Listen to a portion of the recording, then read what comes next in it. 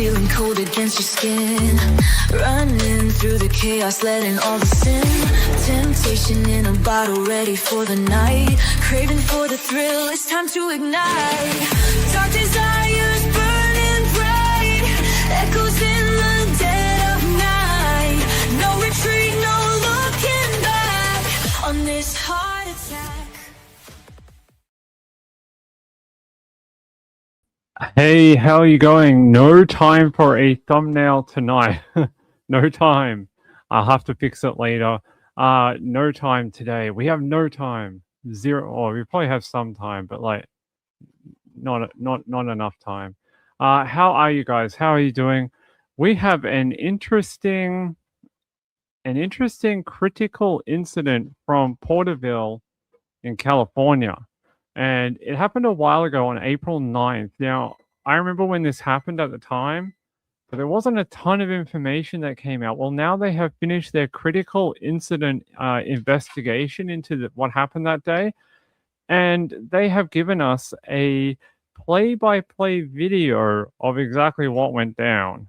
And I don't think I've ever seen them use a Bearcat to neutralize a target before. I've seen them go to houses and shoot people and do all sorts of things. I have never seen them use a Bearcat to like run over someone and kill them, to neutralize a target. I've never seen that. Well, today we're all going to see it. Hey guys, good to see you. Good to see you. No time to be fancy today. We have no times. Yeah, there's a lot going on. We had a shooting out in Washington, D.C. earlier. There was a, not 100% sure what happened there. There was some shooting about a block from the White House. They're saying here that 2 people were injured. One of them was the shooter, and they've been taken, well, they're dead. But yeah, it seems like maybe somebody very mentally ill. They're saying here the latest update is suspect who thought he was Jesus identified as sinister warning signs moments before attack revealed. They're saying he's a 21-year-old man who said he believed he was Jesus Christ. Sure, I mean, we all have to have dreams. Nazir Best, 21, was gunned down after exchanging fire with the Secret Service in Washington, D.C. earlier today. They're saying he's from Maryland, and he had a documented history of mental health concerns and had previous encounters with the security agency outside of the White House. So this guy's been there before, obviously well known to the Secret Service, and for whatever reason, he's decided to do this. You know, I think we've seen like 2 different attacks on the president. One where it's like ideological motivated, and that's like a different type of thing. That's a very insidious thing. Like, even if you don't like Donald Trump, that's okay. That's why we have things called politics, right? We have some people who are for, some people who are against. Sometimes your person is in, sometimes the other team gets their go. That's why it's called a democracy, right? But you don't go shoot people. You don't go shoot and try and shoot the president. Like, that's not okay. Don't be doing that. But I don't think that's what's going on here. I think this was more someone who was quite ill and obviously having some sort of mental episode. I think that's what's going on. So, yeah, Ping is of the opinion that we have politics in this country as well, like every democracy does. And I'm not always a fan of who's in office either, but that is how the democracy works. It is the majority of people, whoever votes, and that side is the majority. That's what we do. Like, that's how it works, right? It's a vote. It's not a I wish this would happen. It's a vote of our population. We do what we can. You do your part, and whatever happens after that, the only other things you can do is you can go further. You can become and get into politics if you want. You can go run for things if you think things are being done wrong. Put your hand up and become a part of it. That's the other option. So that's the way I think of it. And yeah, all right, let's head over to this, because It's not a long video, it's about 7 minutes, but it's a case breakdown by the Kern County Sheriff, and you guys are gonna see some things. I don't know, has anyone in the chat watched this yet? Has anyone seen this video yet? Maybe someone else is watching another channel or something. I don't know if anyone else has done it. Um, I'm often not paying attention, but if anyone else did this video today and you've seen it, let me know, because if you haven't seen it, you're gonna get quite a shock. Hey, my friend. I hate mornings. How are you, my friend? Watching on the TV. Okay, doesn't seem like anyone's watched it yet. Okay, this is your warning. It's not gruesome or anything. It's not like, something that would get us kicked off YouTube, but it's pretty confronting, all right? All right, here we go.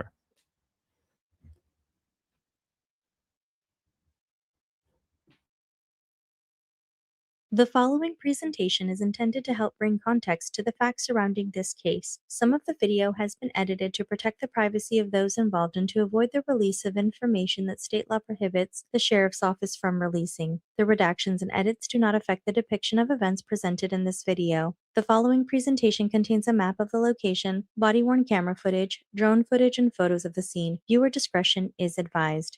On April 9, 2026, at approximately 1 p.m., Kern County Sheriff's Office SWAT team responded to assist Tulare County Sheriff's Office during a critical incident which occurred in the 1700 block of West Bryant Avenue in Porterville, California. Tulare County Sheriff's Office deputies had attempted to contact a suspect during an eviction from the above residence. During this initial contact, Tulare County Sheriff's Office deputies encountered a suspect armed with a rifle, and an officer-involved shooting occurred. The suspect shot and killed a Tulare County Sheriff's Office deputy. All right, I'll stop it right there because she's talking quite fast. So what they were trying to do is they were attempting to serve an eviction notice. They wanted this guy to, obviously the owner had gone through the proper protocol, and they have to serve the notice, basically saying you are being evicted. So a detective went there, went to serve the notice, and he fired on that TCSO deputy and killed them. He died. We'll talk more about him in a little while. I've got some photos of him, and I think it's proper that we pay the respects to him. He's just trying to do his job. Went out there, and the sad thing is, I was reading into this, trying to do some research before we came live, and they were saying the guy that's involved in this, we'll talk a bit more about him in a little while. He was not wanted for anything. He was not being arrested. They weren't gonna take him to jail. They weren't gonna bring him in. They literally, all they had to do was knock on the door and hand a piece of paper and leave. That was it. So they weren't gonna take him away. They weren't gonna put him in handcuffs. They just had to personally hand him the eviction notice. That was all. Instead, he picked up a firearm and decided to kill that deputy in cold blood. So what happens after this is when the Kern County response team comes in, and they decide to be like, oh, you killed one of our guys? Okay, now it's on, and we're going to neutralize it. Kern County Sheriff's Office SWAT team arrived with specialized equipment to assist and began conducting evacuations with allied law enforcement agencies from the area. During this time, the suspect, David Morales, age 59, continued shooting from inside his residence. Kern County Sheriff's Office SWAT, in conjunction with other tactical teams, attempted to negotiate a peaceful surrender while deploying specialized equipment to contain the suspect. Kern County Sheriff's Office specialized equipment included a Bearcat and a Rook. The Bearcat is an armored vehicle used during critical incidents to provide safe transport of Kern County Sheriff's Office personnel and members of the public.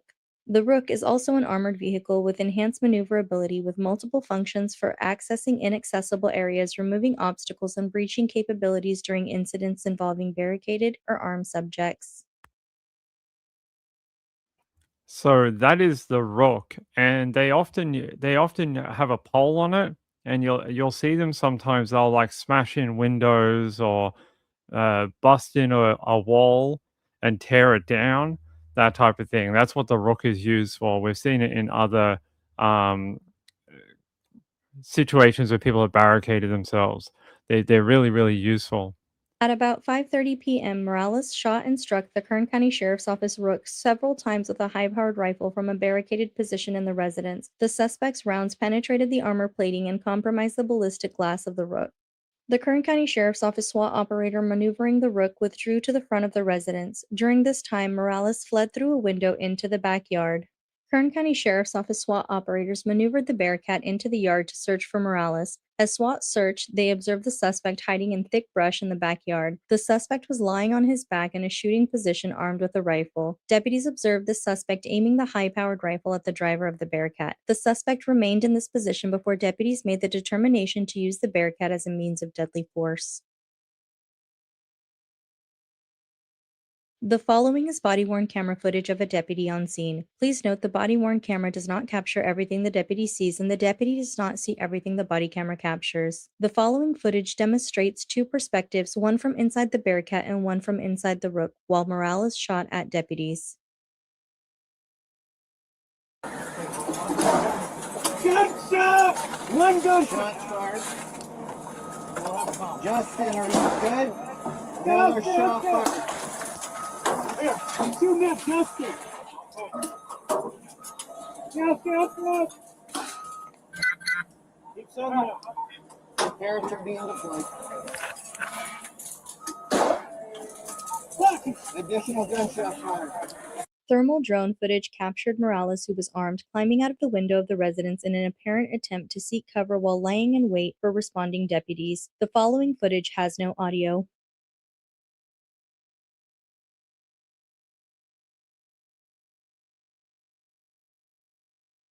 Yeah, so you guys can see him. He's hopping Deputies out of that spotted window. Morales, armed and wearing camouflage and a mask, laying in wait while pointing the rifle at the driver of the Bearcat. Driver's side, 5 feet, 6 feet, our side of the fence, laying down, proned out, just up against the fence. The driver of the Bearcat repositioned the vehicle and accelerated towards the suspect, during which time Morales fired and struck the driver's side window of the Bearcat, and the Bearcat struck the tree that Morales was hiding under. During this time, the suspect fired additional shots, striking the driver's side and undercarriage of the Bearcat. Deputies backed up and re-engaged Morales. Following the second engagement, they observed Morales was still armed and manipulating the firearm and reaching for a handgun in his waistband. Deputies again used the Bearcat to run over the suspect a third and final time. The following is drone footage of the use of force. The following footage has no audio.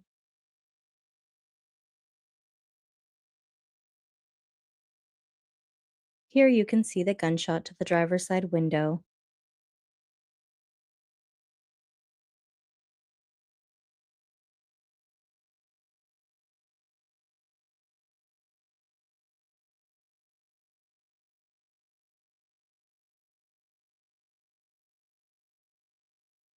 All right, so they use the Bearcat to try and pin him in this back area of the yard, and he fires on them again. And you saw that puff of like whatever it hit, projectile, and they're like, "Oh my god, he's firing on us once more." So they try twice, and they actually get him on the ground, and it'll switch view in a minute, and you'll see they actually have him pinned. This guy, not very clever, goes, "Do you know what I'm going to do? I'm going to reach for my other gun." So he has another gun, not the long barrel. He has a pistol. He's like, "I'm going to try to get my pistol to continue firing." Not a very clever choice, because they decide, "Oh, he doesn't want to, surrender. Okay, let's try and run him over for good this time." And it's going to switch view, and you guys are going to see what happens when you decide to try and grab your other firearm. Don't grab a firearm if you are in front of cops, because this will happen. If you try and do this, they're not like, they'll give you a chance and then it's over. So here we go.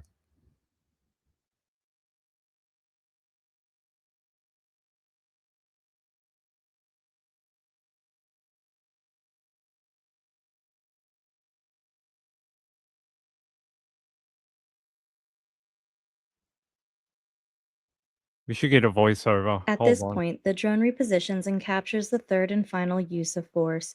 Viewer discretion is advised. Yes, viewer discretion. This bit's pretty messed up. Okay. I'm going to pause it. He's right there. Can you guys see him? He's where the fence is, and between the Bearcat and the fence, there's a guy lying on his side, and you can see an arm. Like you can see his arm. He starts reaching around. He's trying to find that weapon, and you'll see what happens next.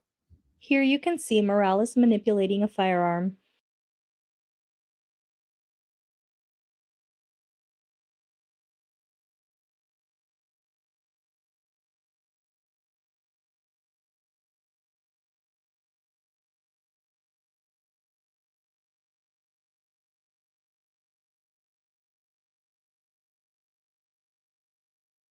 Here is a closer look at the firearms in Morales' possession.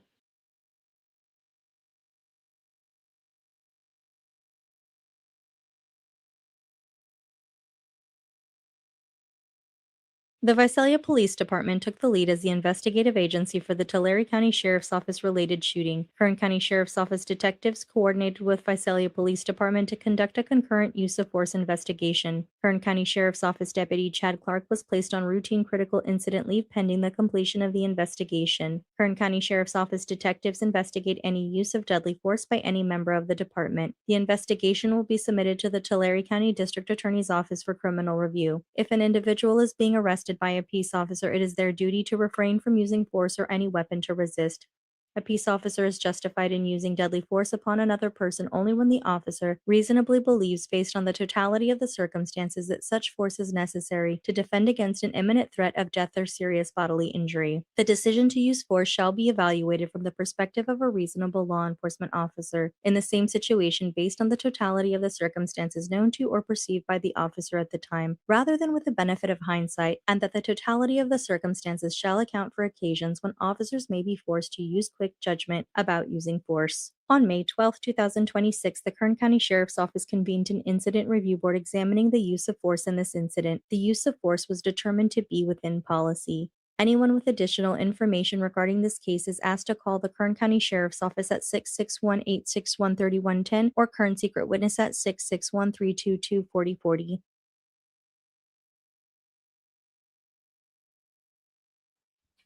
There you go. I got to tell you, that one was. We've watched a lot of these over the years on this channel, and I think we've watched hundreds of body cam of people doing all sorts of different things. This one is pretty odd. It's I don't really understand, and I don't think we know enough about his life to really know why he would want to do this. Was an eviction. He must have known the eviction notice was coming. It's not something that just pops up one day. The owners normally try and tell you beforehand. So I don't think it was a surprise unless he thought they were there for a different reason other than the eviction notice. I don't know. But I've never seen a Bearcat used in that particular way. Not to run over someone, but it probably was the safest thing for them to do because their windshield had already been compromised. There was already a bullet hole in it. And if you know how this type of bulletproof material works, once it is compromised, it'll take a few rounds into it. But if you hit the same place twice, that's it. Like it'll go through. It'll most likely go through and possibly hit someone.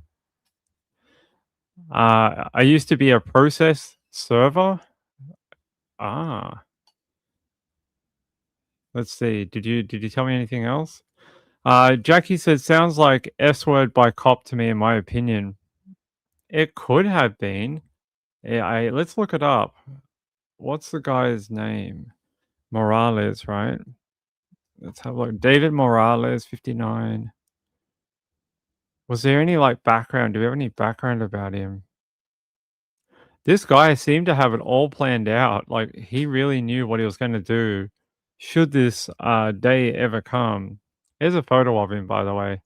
A different photo of him, not the one under the truck. I'm just trying to see if there's any sort of background to him. No, I don't really see anything about him. The detective who was killed was named Randy Hoppert. He was 35, and he worked for Tulare.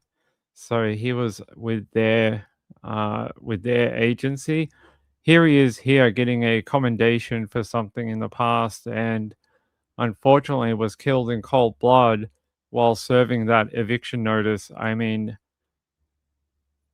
pretty sad to go to work and then never come home, right? I feel bad for his family. Sweet Universe said, it's scary because the person you're serving can get angry at any moment. I think that's why now, most of the time, don't they, Sweet Universe, it has to go through the sheriff now? Isn't that the new rules, that they are the ones to serve the paperwork now? I'm pretty sure that not in every state, but I'm pretty sure in most of them, it has to come from the cops now because there's been too many violent incidents that have happened like this. So Gail said, obviously decided he was going to die at the home. It's very sad. I mean, it wasn't his home. He was obviously renting it. Sad for everyone. Sad that he was going to be evicted from his home for whatever reason. We don't know why. And sad that this officer died in the line of duty. It is not desirable. Not something we want to happen. There was an update from Kern County, and the sheriff did speak on it about a month ago. And I'll take you over there to listen to what he has to say about it. I don't want to play all of it because it's like 20 minutes, but I'll listen to you hear his remarks about what had happened. Yeah, let's go here. And the Bearcat to respond to assist Tulare County. I'm going to talk a little bit about the use of force. The other part of the investigation is Tulare County, and I would encourage you to contact them for details if you have questions. During the incident, we deployed our Rook, we deployed our Bearcat. The suspect moved around quite a bit inside the house and ultimately exited the back window of the residence. The Bearcat the Rook had already been shot several times. The Bearcat went around with employees inside of it, deputies inside of it. And as they were approaching the back of the residence, the suspect was lying in wait. We think probably waiting for ground troops to ambush them. As the deputies went towards the house, the suspect fired a high-powered rifle. The Bearcat took 4 rounds to the driver's side of the windshield, and the deputies driving the Rook ran over the suspect, and the suspect ultimately was killed. That's in a nutshell, and I know you have questions, so feel free. Would KCSO dealt with the situation any differently than how it unfolded? It was KCSO. I know, but to the whole eviction situation itself, I mean, whose call was it to send KCSO out there and make the ultimate decision? That's a question for Tulare County.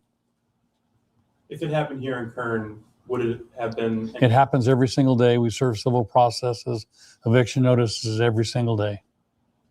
Or is that like that common? That's in general? The eviction notices? That's in regard to eviction notices, yeah, are they common? We have a civil division that does nothing but serve civil papers, eviction notices, everything that's civil. Does a case like this make you take a deeper look at the processes for that civil division and ensuring that those officers remain safe? Not at all. We respond to calls for services every single day, hundreds of times. We never know what we're going into. Civil deputies or deputy sheriffs, they're trained to serve civil processes, and we would do nothing differently. How many KCSO deputies were called out? I think probably half of our SWAT team. I don't know what that number is. Okay. The tactic to use the Bearcat on the suspect, has that ever been used before?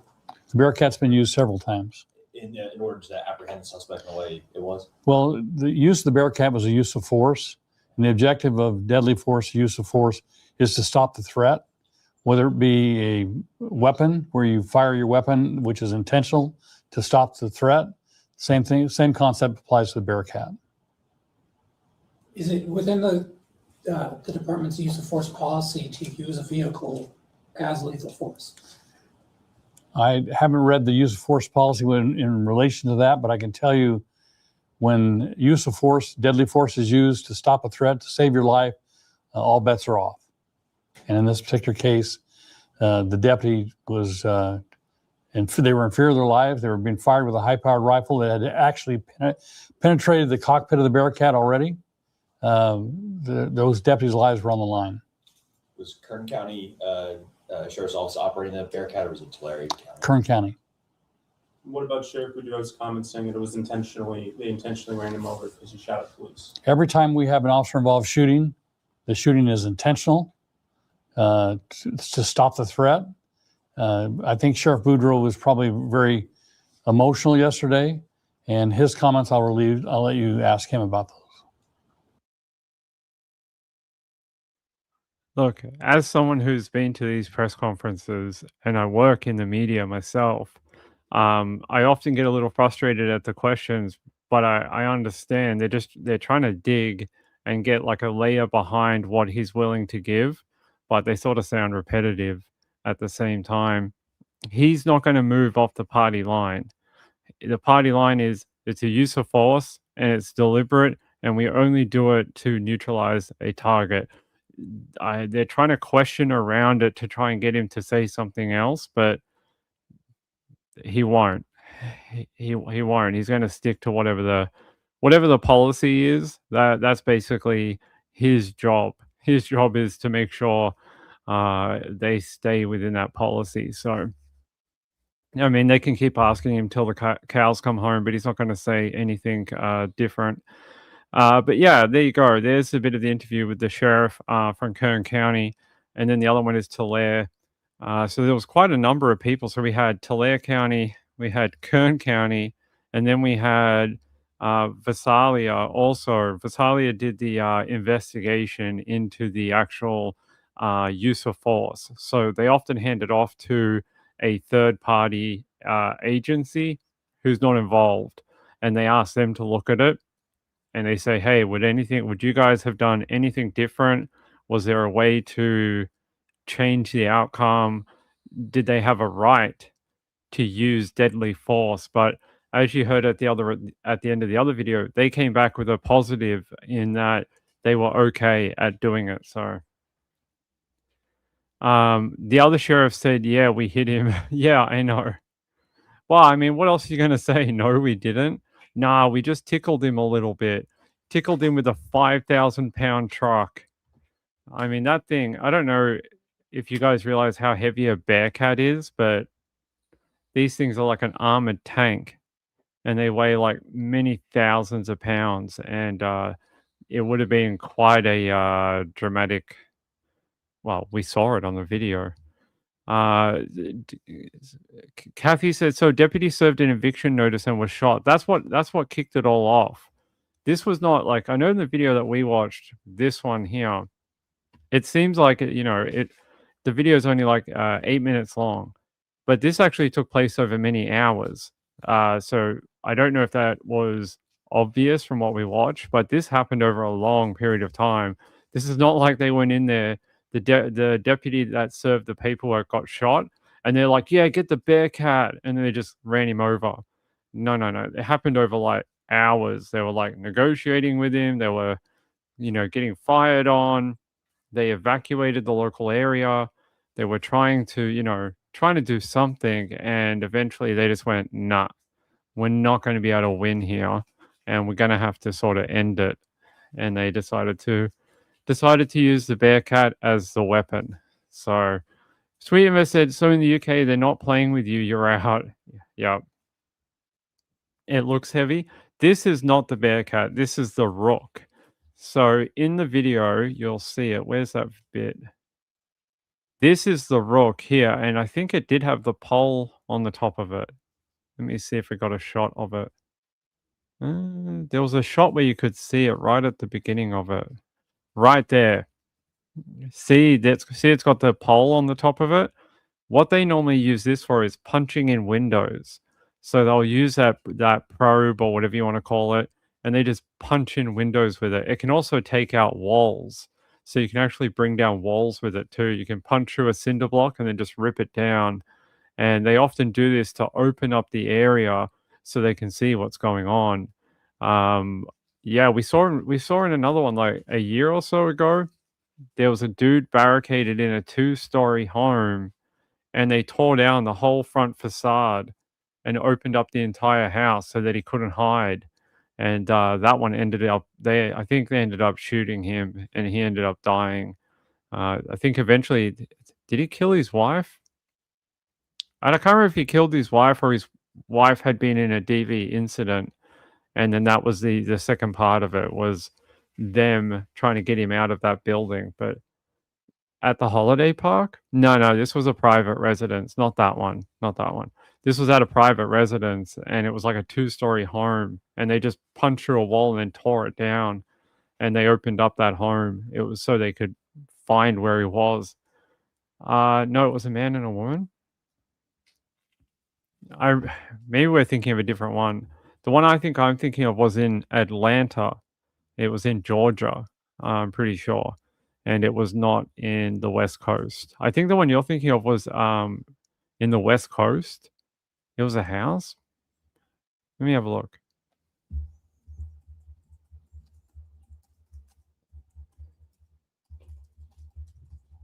There was one we did like a year ago. I'll see if I can find the image of it. Don't know if I can, because there's been a lot of incidents with Bearcats. Bearcat in action.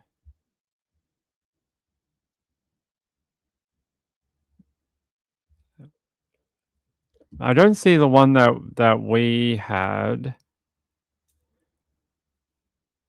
Yeah, I don't see the one that we did, but it was like a 2-story home, and it basically ripped down the front facade of it, and then they fired into the home and killed the dude.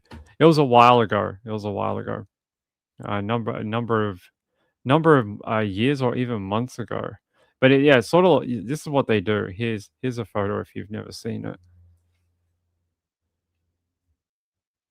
Here's sort of what they'll do. This is actually a slightly different one. This is not a rook, I don't think. This is a truck. Same thing. They put the pole on it, and yeah, they punch through the windows. Sometimes they'll punch through the side of the actual facade, and then they'll just tear it down. But that's sort of what they do. They punch through them. No, it's not that one. No, not that one. No. I know the one you're talking about. That was at the nudist colony in California. That's not the one I'm thinking of. That's a different one. I know that one's the one you're talking about. It had like the camper vans and that type of thing. No. The one I'm thinking of was an actual multi-story home, and I'm pretty sure the guy had either threatened to kill his wife or did kill his wife, and then they were trapped in the home. And then they came in, but they took down like the whole front of the home.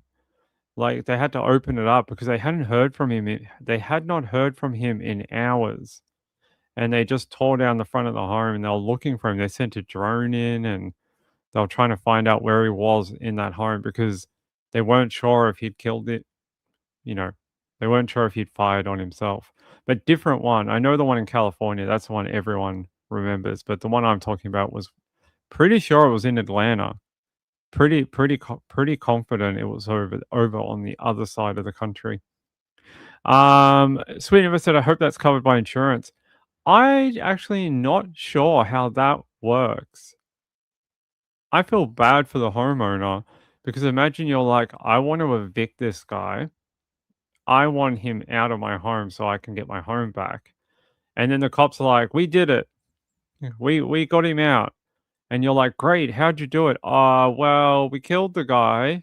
And then we broke down half of your home. We're sorry about that.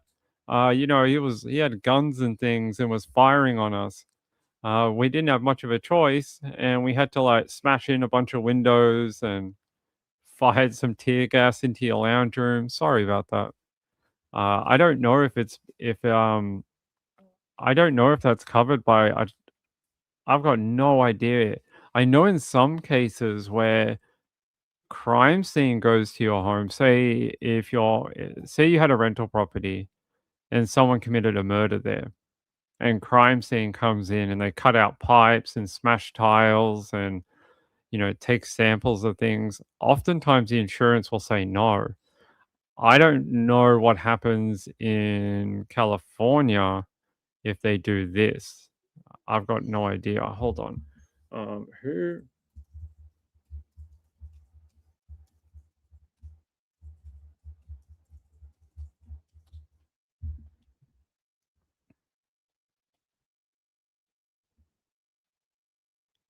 In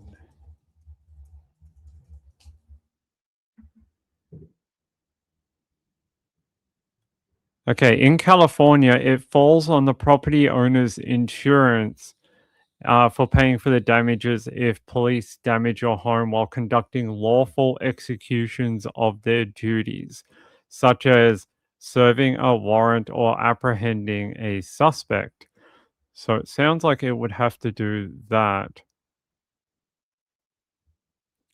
It says here, your insurer may pay the claim and then attempt to seek reimbursement from the police department directly. Would love to see that happen. How does that? I don't know if a police department would pay. Yeah, I'm really interested. I've never seen how that works or not. I know in some other cases where they have been denied, where they've not got their money back and the owners have had to pay. Serena said half the home looks toothpicks. This is a different home. This is not the one from Kern County. This was just an example. The one from Kern County looked pretty new. If we go back to that video, if we go overhead, look, these are all pretty nice homes. Like this looks like a nice building. What do you call it? Like a housing estate that was built with new homes. It looks pretty nice. What is it? The 1700 block of Bryan Avenue. What did I tell you about Bryans? Every time it's all at Bryan. Bryans are bad news. Sorry if we have any Bryans in the chat, but Bryans just seem to be bad news for some reason, especially in true crime. It's like anytime we have something associated with the name, it's bad news. 17.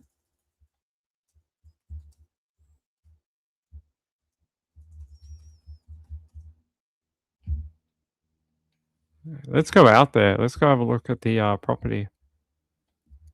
I wonder how it is, if it's okay today.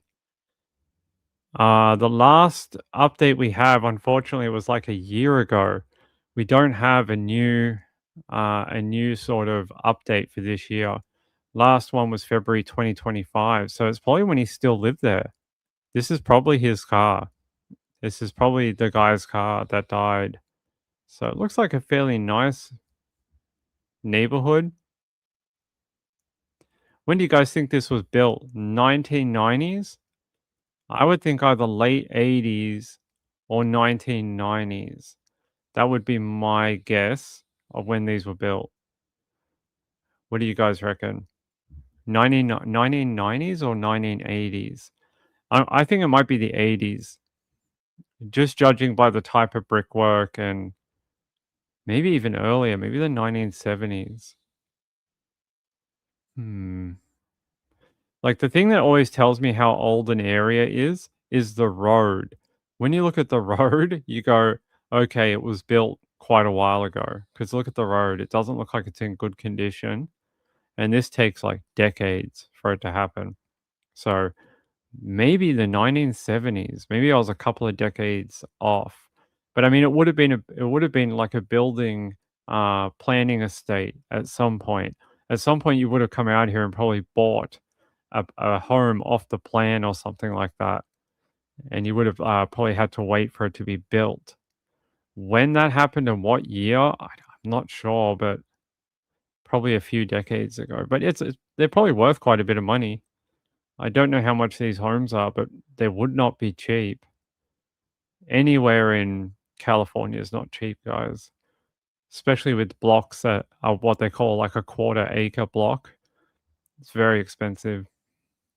But it's a nice part of Cali. Beautiful. Yeah, so he was up in this corner. Where's his home?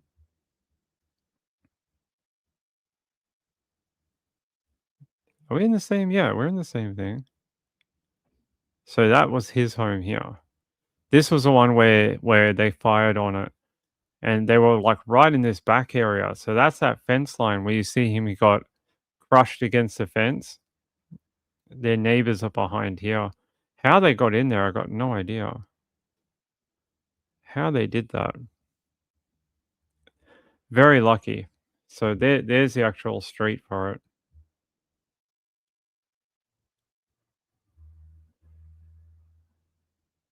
Marlene said the trees are mature 1970. Yeah, I think you might be right. Something like that, 1970, 1980s. There was a lot of new building in Cali during that era. There was a ton of new development and homes, so you might be right. Pretty neighborhood. It's a shame that they had to have this crime happen. Pretty place. No idea how much a home here costs though. Looks like they got more room for homes. There's a giant paddock here that no one has done anything with. It's like all the homes just stopped. They're like, oh, that'll do. No more homes. That's weird. Yeah, I'm going to look it up. Can we buy a home in that street? What would it cost? We're turning into the Daily Mail. How much does this home cost that had something happen to it? You guys know that every time you read the Daily Mail, they're always like, this person in a $250,000 home every time. All right, let's go. Homes for sale.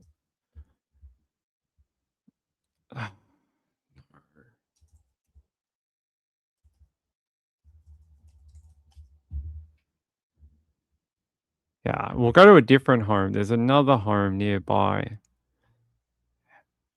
How much could I buy it for? $350,000 for a similar home, probably built at a similar time frame. Here's an example. So yeah, a similar home, two-car garage, probably 2 or 3 bedrooms and 1 bathroom. Is that what it says? Let me have a look. Quite old. On the inside, this thing hasn't been renovated. Actually, this might be older. This looks like 1960s, not 1980s. This is quite old, this one. But they're asking $360,000 for it. And it's just down the road. It's on Median Avenue. So it's just around the corner. $360,000, and it needs a lot of work. You're going to have to renovate this entire thing. It is very, very run down. So I don't believe this one was built in the same time period. I don't think so. Let's have a look. Let me try Redfin and see if we can find a different one.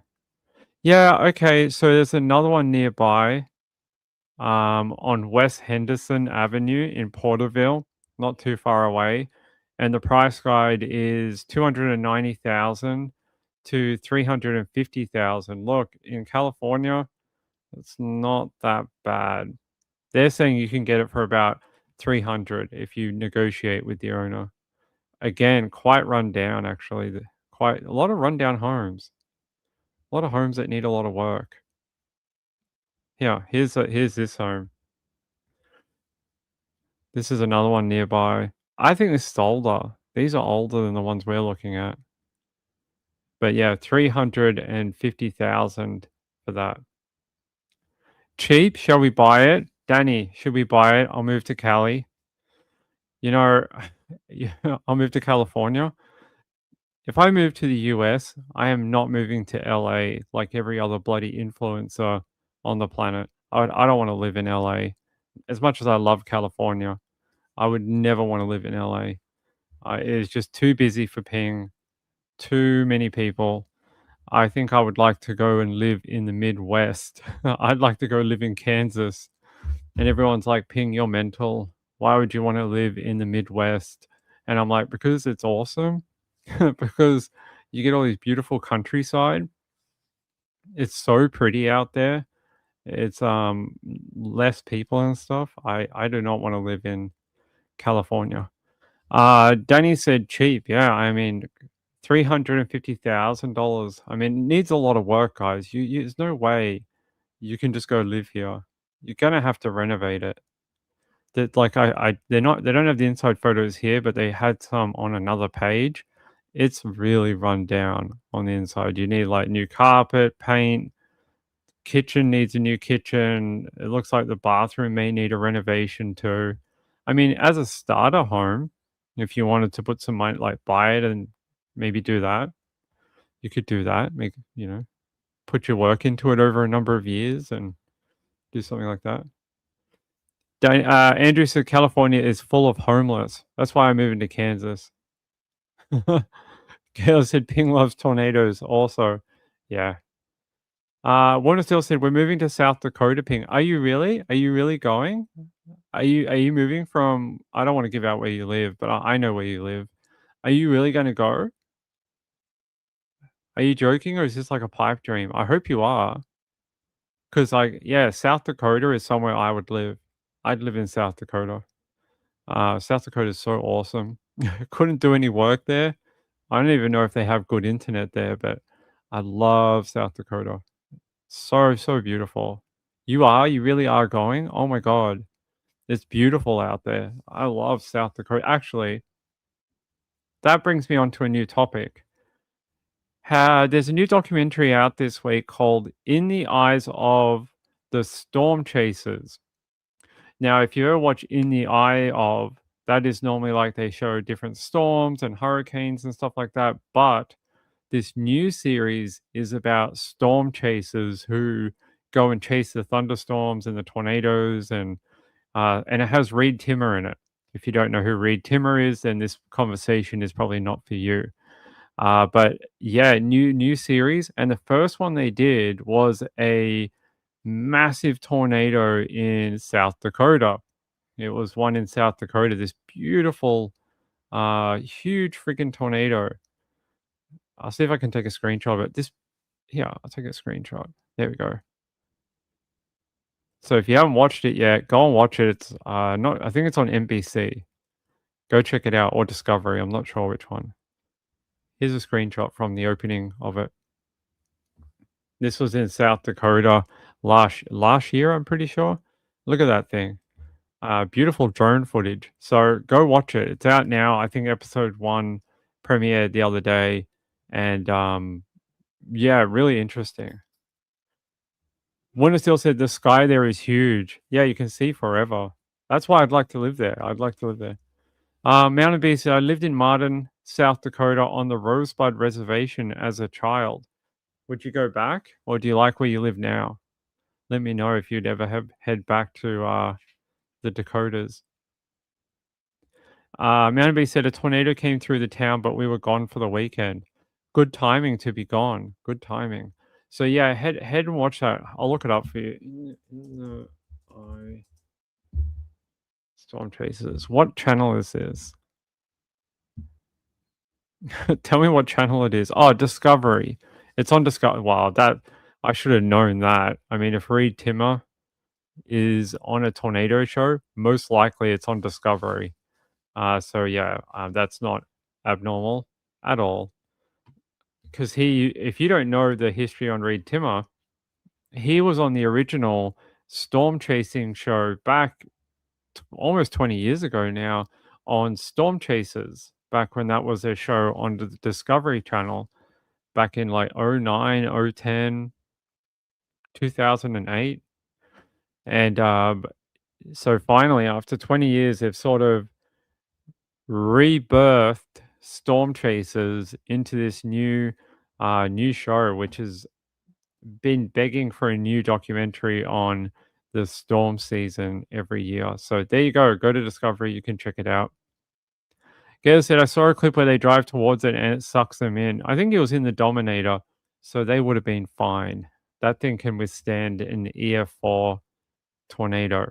Go watch that. That's from South Dakota. All right. What else have we got? We did our shooting. We did our car attack. And what else? An update on what more California. We've got a lot of California tonight. What's going on this Memorial Day long weekend? Uh, there is some updates on the giant tank of chemicals that wants to go kaboom. Now, Governor Newsom is saying that they are talking to experts around the country to try and find a solution. They don't know what they're going to do yet, but they're trying to find some other way of not making it go kaboom. That's what they're worried about. They reckon since yesterday, the temperature was about in the middle 70s. It is now almost tipping 100 degrees. And apparently it just keeps rising. They reckon it will fail. They reckon it's going to eventually just be like, there's nothing they can do. So they tried to cool it. And then this morning, they actually went in there in person and checked the gauge, the temperature gauge, and they realized that they were wrong about how cold it was. They thought it was about 20 degrees cooler, and it wasn't. It was actually almost tipping 100 degrees. And they're like, basically, they're trying to find some solution to. I don't know what they could do. He didn't explain what they might do. He just said they are talking to experts around the country trying to find a solution. But apparently no one has seen this type of thing before, and they've never made a solution to it before. So they don't know, there's no out of the box idea that they can just use. Now I'm going to take you to ABC 7. I'm going to give you an update on it. But that's what they're saying so far, is that they just not sure what they can do about it. Where's our update? Yeah, 3 hours ago. Yep. Crisis in Garden Grove. As we speak, authorities say the toxic tank at the GKN aerospace facility is still on path to imminent failure. Right now, officials are still saying it's likely to either spill thousands of gallons of the highly toxic chemical or explode. 50,000 people have now been ordered to evacuate for their own safety. This map shows the evacuation zone, which includes the west side of Garden Grove, the entire Stanton community, and small parts of West Anaheim and Cypress. We want to take you live out there to the scene. This is a live look at the tank from Air 7. You may notice that shot is a bit farther away. Very clicky. Very clicky. I'll take you to a different one because I don't want to listen to clickiness. Yeah, I'll take you to KTLA. Tonight, tens of thousands of surrounding residents living near the industrial sites of Garden Grove have been evacuated from the potential blast zone. Yeah, authorities say this chemical poses severe health risks to people and animals in the area as well. We've got team coverage of this ongoing crisis. Lindsay Pena on the ground for us, speaking to the evacuees. But first, we go to Chris Wolf in Los Alamitos with the latest on the emergency there. Chris. Karine and Rick, a dangerous threat to the community, unfortunately, and apparently is getting worse today. Government and public safety officials have been giving us updates, including talking about a potential blast zone here at their command post, which is set up at the Los Alamitos race course. These officials are preparing for a worst case scenario. Our circles represent our blast zone. So if this tank fails and we have an explosion, these represent our blast zone. The innermost circle represents areas where we can expect severe structural damage and significant harm. The next ring out is our moderate blast damage. We would expect, again, structural damage and harm to those within that zone. And then our third layer is our light blast damage, where we might see some structural damage, but it would be a little bit more limited. As we move up to our oblong shapes, you have three represented. Our red up here indicates areas of flammability where we could have fire or flash fire in those zones. Beyond that, you'll see an orange oblong. That represents areas that are immediately dangerous to life and health, where it would cause injury if anybody inhales or is impacted by the product in question. And then the Is this reminding anyone of a movie that we all watched when we were young? Does this remind you of Deep Impact? Because this is basically the opening scene of Deep Impact. You know, I'm not kidding. This is basically like the first 15 minutes of that movie from the 90s that we might, if you're my age, that we all grew up with.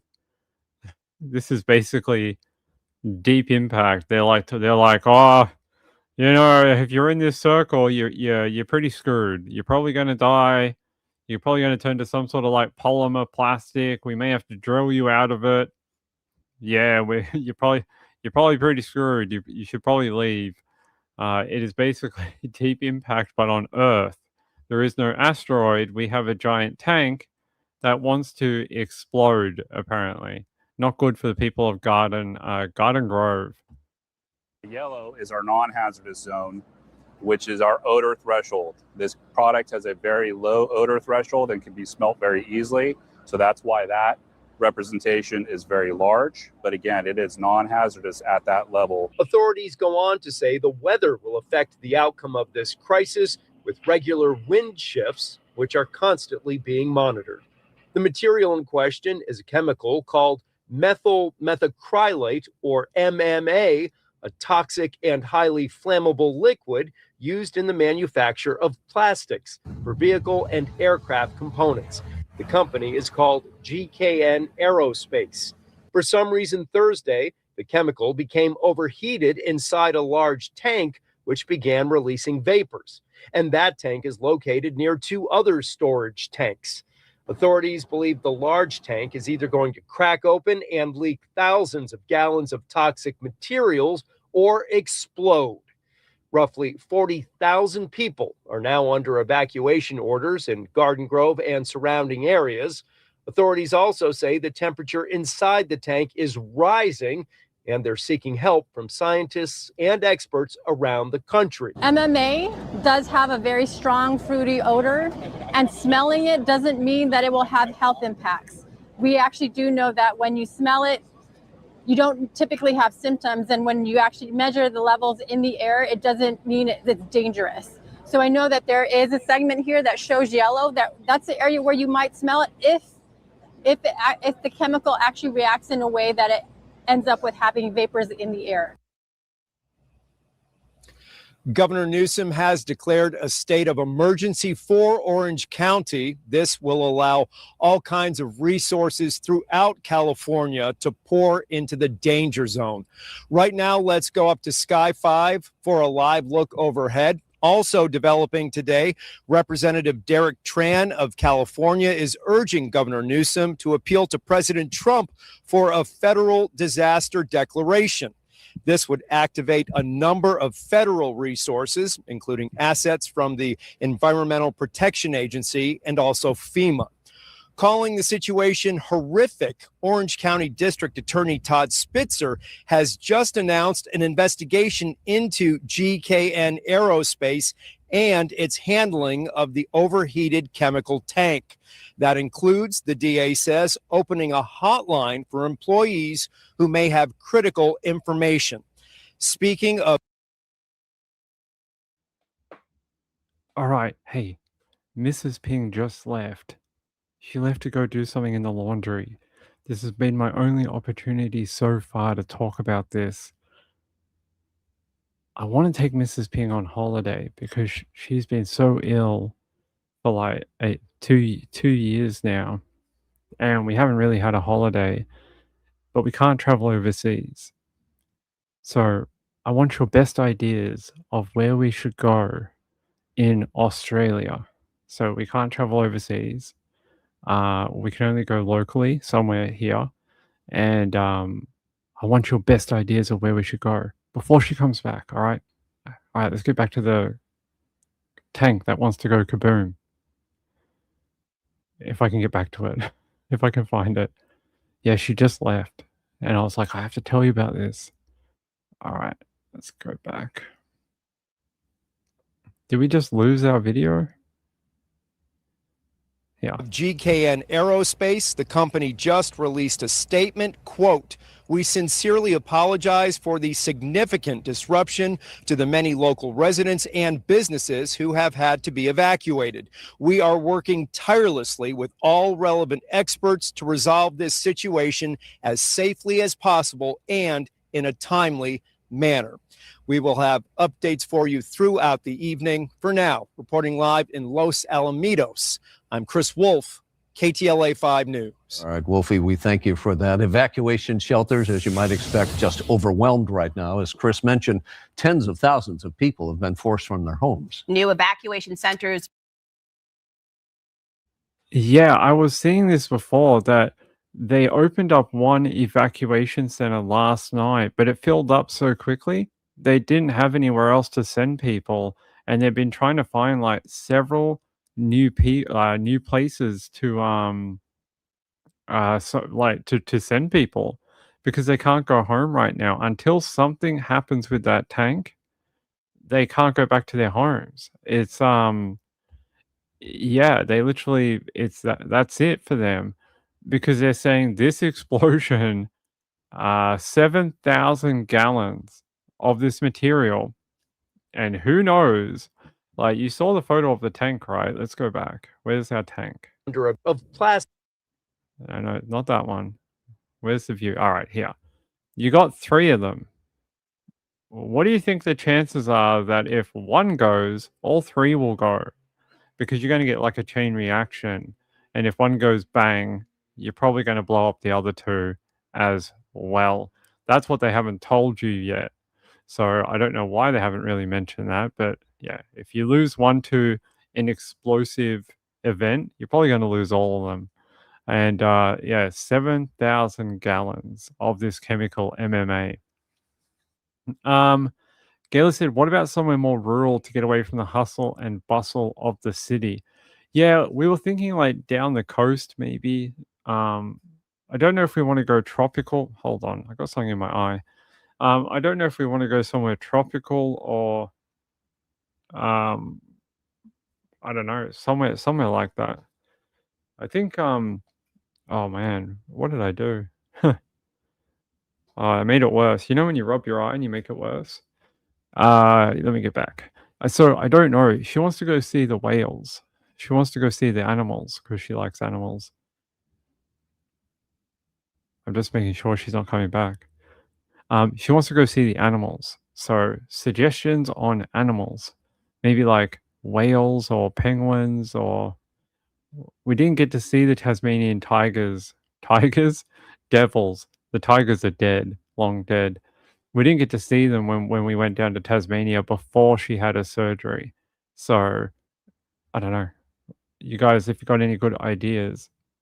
Calico said the beach is always a great destination. Yeah, I mean, we could look at getting an Airbnb or something because she's going to go for her 3rd and hopefully final surgery in a few months' time.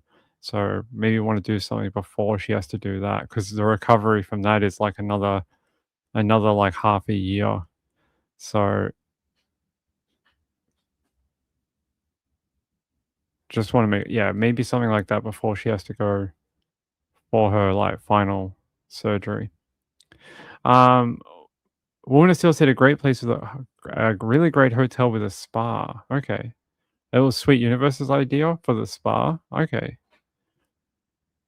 A place where you can hold the animals like a dolphin and you can just hug it. Be like, oh, what a lovely dolphin. I think she's going to come back in a minute. Yeah. Plus whale watching. So hold the dolphin and watch the whales.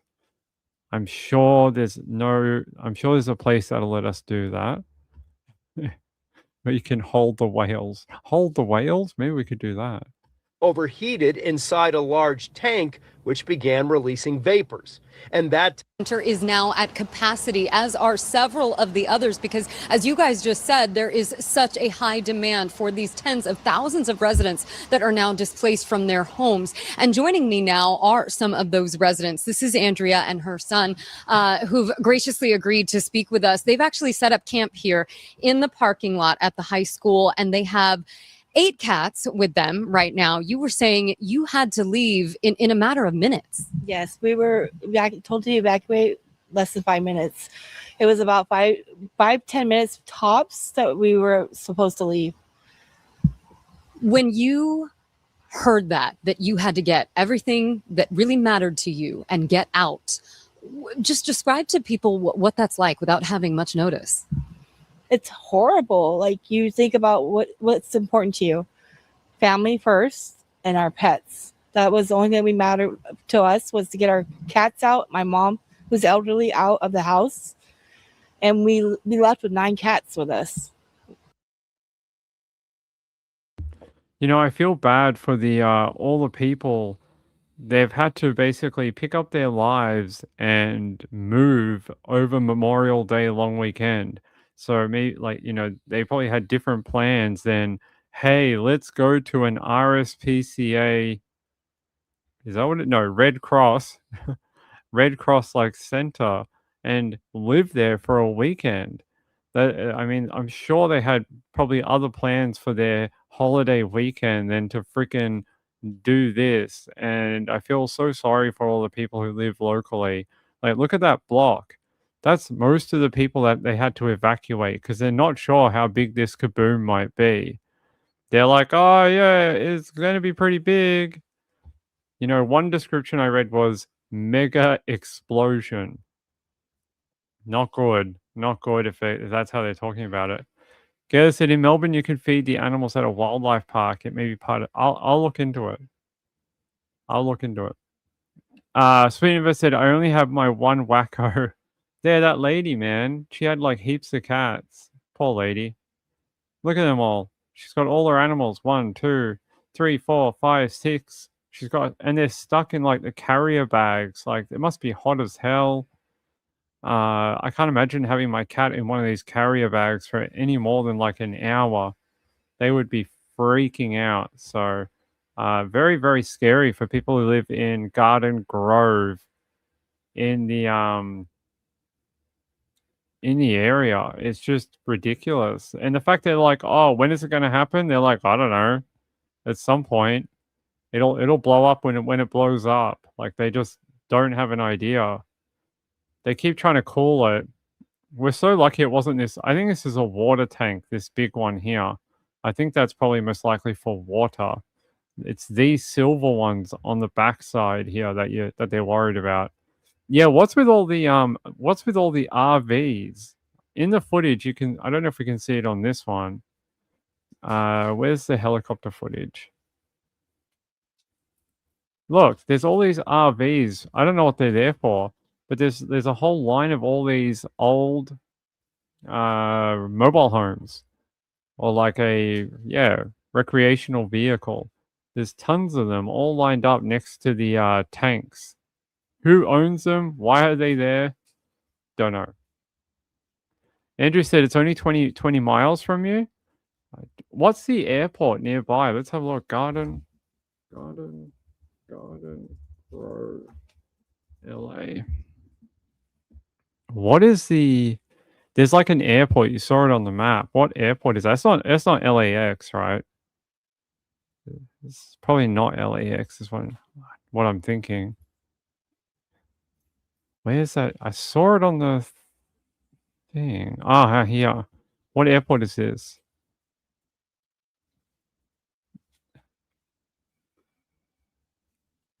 It doesn't want to tell me what airport this is. I'm not sure. Yeah, there's an airport like right here. I'm sure this is an airport, right? It's not a speedway. Los Alamitos Army Airfield.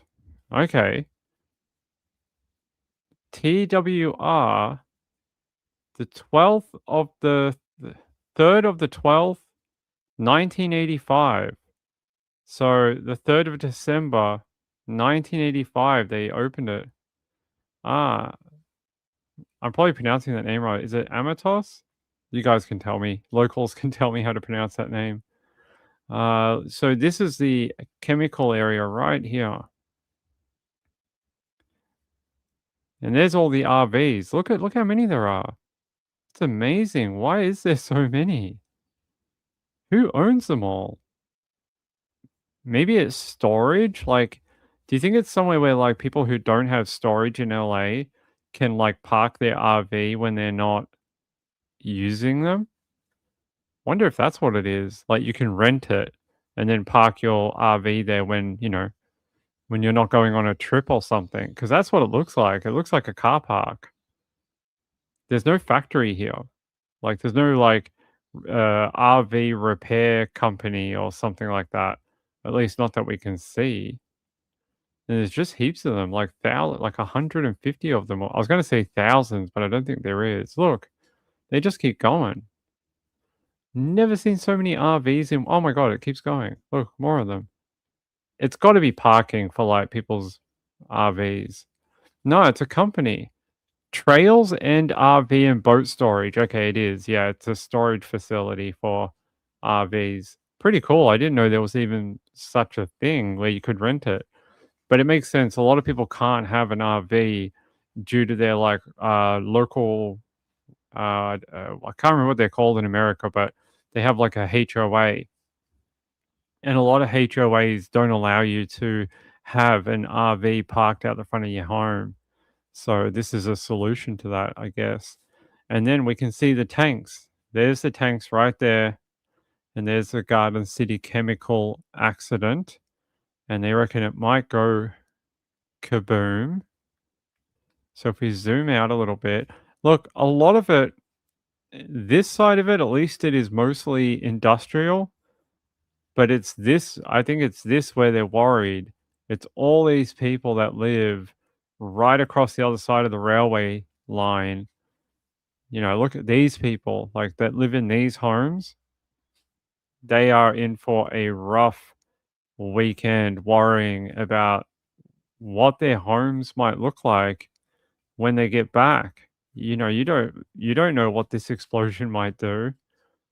Yeah, look at the red line. This is where they're saying, like, if you're in this red line, you're impacted by the possibly by the explosion. It's a lot of homes, a lot of people. It's pretty sad. And then the investigation has to be, why did this happen? Why did their tanks start superheating, and why did they start getting thermal runaway? What went wrong? And why was there no like secondary system to help? Andrew said Garden Grove is not an affluent area. Really?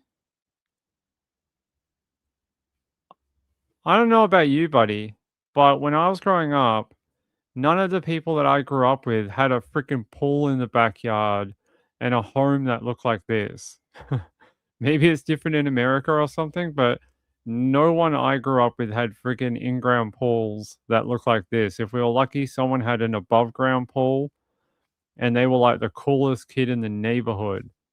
I mean, actually, I had an above-ground pool growing up. For some of my life anyway. Yeah, everyone's got a pool. Look at these people. I don't know, buddy. I don't know if I believe you.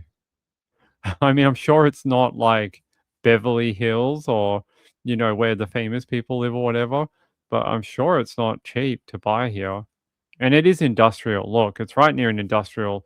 Anytime you buy next to industrial, it's not like the most prime real estate. You buy next to an industrial area, it's probably going to be cheaper, but I don't know. Everyone's got a pool in their friggin' backyard. Like almost everyone. Like every second home has a swimming pool. That one, everyone. Except for these people. These look like converted mobile homes. Is that what these are? If anyone knows, are these converted mobile homes? That looks like a trailer park type thing. That, because you see, they're all got that same elongated shape to them. That's, at least that's what they look like to me. They look like those converted trailers. Okay, maybe that part of the town is not very affluent, but I don't know. Whoever lives over here, they're doing all right in life. I mean, I don't know how many of us live in a 4-bedroom home like this, but if you do, well done. Well done. Yeah. Cool neighborhood. I hope their homes are going to be okay, because that is pretty frightening that this thing might go kabang. Yeah, that if I ever move to America, I will never live anywhere that has a HOA. There's too many horror stories from people. I've read so many horror stories from people who have a HOA, and they're all up in your business, and they're all like, "You didn't take your rubbish bin inside an hour before 5 p.m. on a Thursday." Like, I'd probably murder someone. Ping would probably end up in jail. I'd probably end up murdering someone. I don't like that. And I'd just be like, I'd probably tell him to get effed. I'd be like, F off. Tell me what to do. Ruby said, we had an above ground pool for our 4 kids. Yeah, I didn't know anyone growing up that had a below ground pool when I grew up. Never. I never knew anyone that had a built-in pool. Gail said I would need to rent it out. I would never live in a HOA. I mean, I get it's supposed to be for the benefit of everyone, but it seems like every time there is a HOA, it starts like on good ideas, and then it just devolves into someone who thinks they control everyone. And they just end up in wars and fines and going to the council and getting like a court order or something. It just never works out. You're better off paying a company to do it. Like, you can pay companies to do your sort of HOA type stuff if you need to. So yeah, there we go. There's the area. And what did they say? That blast radius? That blast radius is this block? Why do they think it's going to go this way? Because I mean, I guess it's interesting why this residential block is more like there's not over here. You see how it's not like further over here? Maybe this is a different county. Could be. But they seem to be more worried about the people who live over here. Possibly maybe the winds. Maybe the winds right now pushing, like if it did blow, maybe it automatically would get pushed over onto this residential site over here, which is considered actually West Garden Grove, not normal Garden Grove. So yeah, there you go. Poor people in LA having a really horrible long weekend. I don't know where we go from here. What if they can't find a solution to actually, like, the only thing Pink could come up with was like if you covered it in a container that is larger than the tanks, and then you filled it with some sort of water to dampen the explosion. Or if it cracked, then at least you could have something that would contain it, and then you would maybe get out of this okay. The problem is finding something that is that large that you could fit over it and then still do work on it without risking the lives of like 20 workmen to do it. I hope the scientists are out, they're probably going to the JPL and Caltech, and they're probably talking to all those scientists going, help us, find us a way to mitigate the chemical, because I think that's what they're worried about. And hopefully the smartest minds in these universities might be able to help. Andrew said it's Orange County. It's the OC. Da-na-na-na-na, da-na-na-na-na-na. California. You guys remember that show from like the early 2000s? Hey, Bengal, how are you? Body corps are the exact same thing. They are. They are. They are. I agree with you. We have body corps in Australia, very similar to a HOA. Ruby said, we have a HOA. They haven't bothered us, but I want to move out of the city I'm in. Maybe you can move to the country and enjoy your life. Gail said they can't get close enough to cover it, but also the fumes would build up under the cover. Well, I'm out of ideas and they don't pay me enough to figure out any more. But that's the only thing I could think of for an explosion would be to dampen that blast somehow. Like you would probably still destroy that coating or cover, but at least it would dampen it and you wouldn't probably affect so many people. But how do you do that? That is probably the answer that I don't have for you. I got no idea how you would even find something that large to cover it. So that's probably not the solution they're going to do. Where are we? We got lost. All right, we're up here. Yeah, I mean it's a pretty big area. Is it on a tray? Is that what that is? A tray? Maybe they could cover it. See how it's got metal underneath it? Maybe that is a valid idea because it does have a bottom piece, which means you don't need to. The problem with my other idea is what I was talking about is you would have to somehow cover the underneath of it. But if they've already got a tray on it, I don't know. It is a solution. I'm not sure how well it would work, but it's better than nothing. Yeah, let's see if we can get closer to it. What's the street address? 12322. 12322. 12322.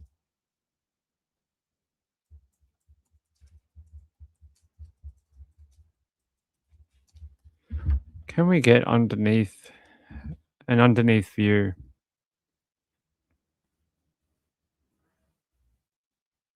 All right, let me see if we can get like a side view because I just want to have a look at the tanks.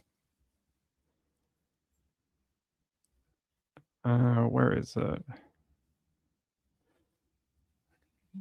Unfortunately, I don't think there's a side street that we're going to be able to get a good enough view.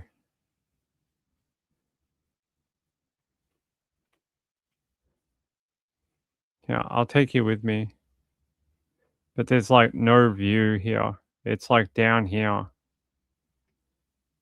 It's down the back of this. Yeah, there it is, right there. You can see the tank.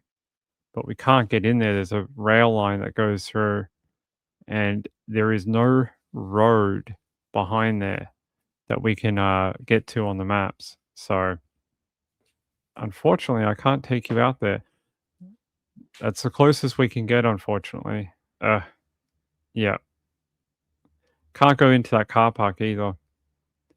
But yeah, there's your other view. Andrew said, wouldn't it cause a huge fire? It's going to do that anyway. If this thing exploded, it's going to cause a huge fireball anyway. So it's trying to fix that or mitigate that. Gaylor said, can they not fix a valve / pipe? That's not the problem.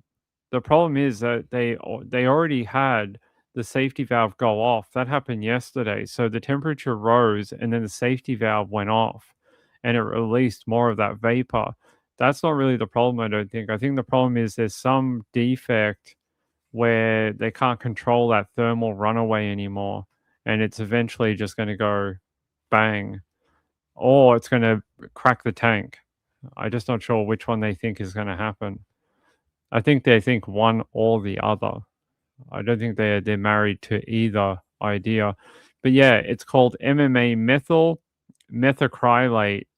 What is it used for? Plastic manufacturer? Polymer manufacturer? Let's have a look. What do you do with it?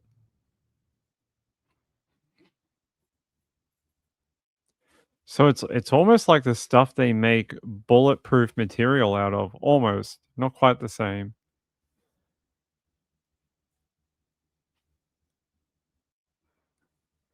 What do you do with it? uses. What do they do with it? They say it is the manufacturer of polymethyl methacrylate acrylic plastics, PMMA. So that's what they use it to make, PMMA. I know what that is. That's a type of plastic. We have used that in, I've used PMMA before in different things. And there's also a drug called PMA and PMMA, but that's a different, it's something else. It's not this. That's a different type of chemical. That's for something else. That's for people who are going out to see all the lasers and the music. Let's go. So apparently it looks like this. They use it often to make like different types of acrylic artwork and statues and windows, and probably for the space and things like. It looks like this. This is PMMA. So this is the type of material it ends up making. Danny said, have they had issues before? Actually, let's have a look. The company's called, I want to know if they've had any compliance issues at this site in the past. Let's have a look. What is the company called again? GKN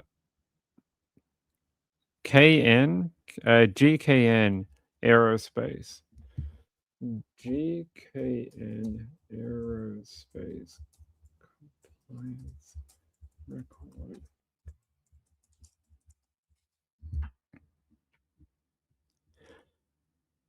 Huh, is that right? Interesting. Apparently, GKN Aerospace in the Garden Grove facility has a mixed compliance record, primarily marred by severe environmental infractions. Oh, you don't say. The site design and manufacture of military jet canopies and aviation windows. So that's what they do. In 2011, they settled an environmental settlement. They paid nearly $1 million to settle infractions with South Coast Air Quality Management District. The violations included operating equipment without permits and failing to maintain required emissions records for volatile organic compounds. Well, if we find out in like 15 years that there's a cluster of people with cancer in that residential area nearby, you'll know why. Sorry, I said 2011. That was in 2021, about 5 years ago. And then between 2018 and 2021, they had an OSHA violation there. They had multiple OSHA inspections resulting in citations for failing to adequately inspect and maintain specific industrial machinery and equipment. Oh, you don't say. That might be why we're all here today, because they seem to have a record of not doing the right thing. Interesting that apparently one of the things they've been accused of is not maintaining their equipment. Interesting. So this place has got multiple violations in the past. That might be why we're all here today. So yeah, it's interesting though that one of them is for not fixing equipment and not maintaining it, and then we have these tanks, 2 of them that died almost within days of each other. And they're all like, oh, we don't know how it happened. Oh my God, this thing's going to blow up and hurt like half the neighborhood. Oh, who could have seen that coming? So yeah, apparently,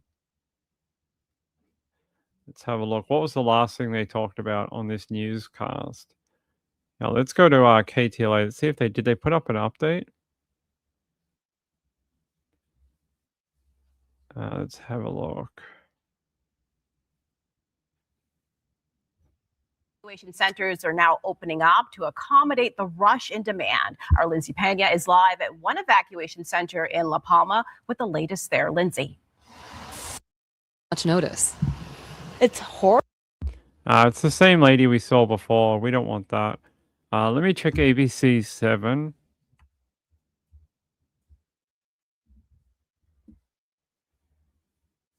No update from. Oh, no, that's a different update. No, nothing from ABC7 recently. They, yeah, basically nothing. They're basically saying what everyone else is saying, that they're working on it. We'll see what happens. Hopefully, everyone's going to be all right. That's basically it. So I don't have too much more for you. And yeah, let me sort of tell you what they said yesterday about the fail or blow up thing. Is Eyewitness News with live breaking news. Good afternoon. I'm Colleen Sullivan. We continue to follow breaking news in Garden Grove. A live look from Air 7. An evacuation zone is expanded. The stakes have become dire a day after a chemical leak at the GKN aerospace facility. The leak happened yesterday afternoon when a valve overheated on a 34,000-gallon tank containing a liquid used to make acrylic plastics. The Orange County Fire Authority now says there are only two ways this situation could possibly unfold, and neither of them are good. One, the tank fails and spills a total of about 6,000 to 7,000 gallons of very bad chemicals into the parking lot in that area. Or two, the tank goes into a thermal runaway and blows up. Eyewitness News reporter Bianca Bono is live in Garden Grove with more on.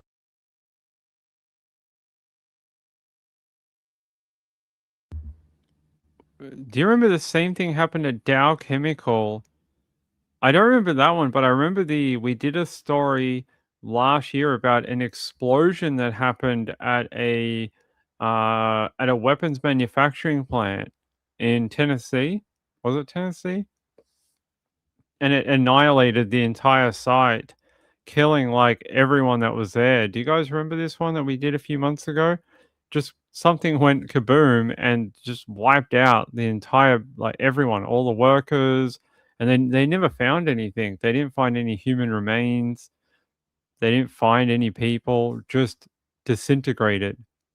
I've never like that's. I mean, I guess that's how explosions work. But isn't that horrible for the families? Like they just never found anything. I'll look it up.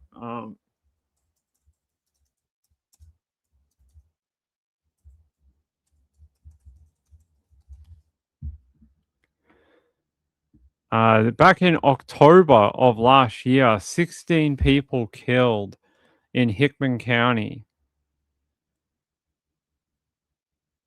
Did they ever give us a reason of what went wrong? I remember they said, well, we were eventually going to get a report into it, but I don't remember if they ever gave us anything. I'm just having a quick look. That was this one, the 2025 Tennessee manufacturing plant explosion killed 16 people and injured 7. Let's have a look.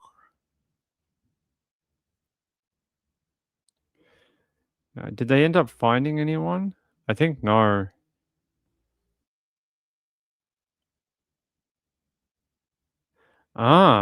Here, they're saying here that the ATF determined the explosion was a chain reaction that began on the ground floor of the facility.